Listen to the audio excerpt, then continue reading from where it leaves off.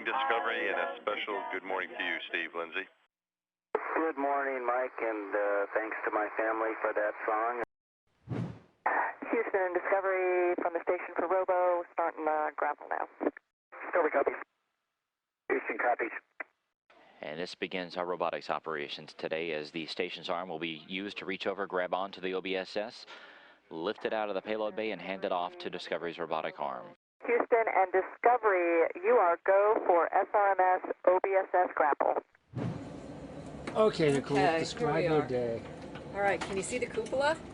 Yes, they can. All right, so this is a beautiful place to work from. You'll see we're pointing towards the Earth, just beautiful panoramic windows, and very fortunately we have the robotics workstation set up in here so that we can work with both the station arm and then in partnership with the guys over on the shuttle who have the shuttle robotic arm. And today Mike and I did some work moving the big shuttle boom out and around and handing it off to the shuttle arm. And then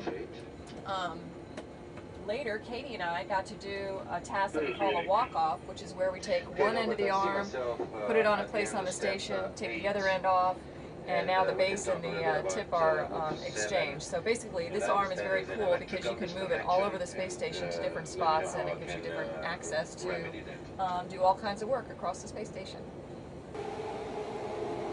What are you up to today? I'm a transferring fool.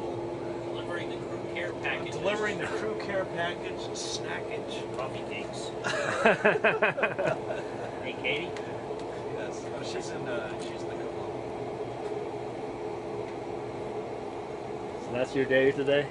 A little robotics this morning. Did the OBSS handover and doing transfer and learning how much I don't know about location codes. We're getting there.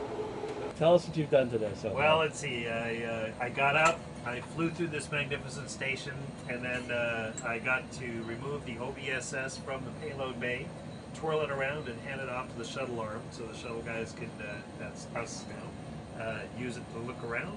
And then I did the activation checkout of the new tonometer with our eye simulators, and now I get to go exercise. Mostly I'm just enjoying being back on this magnificent stack of modules. I remember the first shuttle flight back in 1981. My three daughters don't. They have no idea. Do you think space travel is getting to be old news? What's next for NASA after the shuttle program is retired?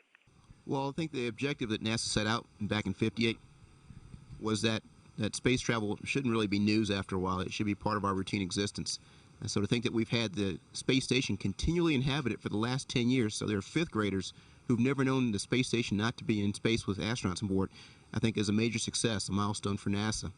So what I look forward to in the future is when space travel becomes routine. Just as back in the 1930s only daredevils and barnstormers took to the skies, and now we have everybody flying around on airlines, at some point before these children become old, we should have routine travel, people above the planet here, and above Earth here, and maybe traveling out to the moon. For NASA, I think to push out into the solar system is what's next for us. Go to the moon, go to Mars, the asteroid belt, to go and explore, to push out the frontiers, which we've been doing since 1958. So here we have B. Alvin Drew and Steve Bowen, uncharacteristically speechless. Actually, they can't talk because they're wearing masks. And the reason they're wearing masks is because they're terribly comfortable. And they're starting to pre-breathe oxygen to wash the nitrogen out of their bodies, getting ready for their spacewalk tomorrow.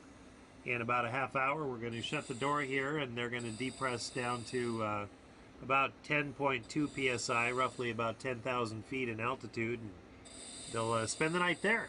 And we'll let them out for a short time in the morning to hit the bathroom and clean up a little bit, and then we'll go back in here, and they'll be on masks for that.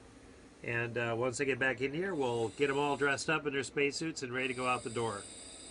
And our commander has given them all sorts of words of encouragement, and also told them if they do a bad job, he won't let them back in. So with that, I think we are ready for spacewalk ops tomorrow.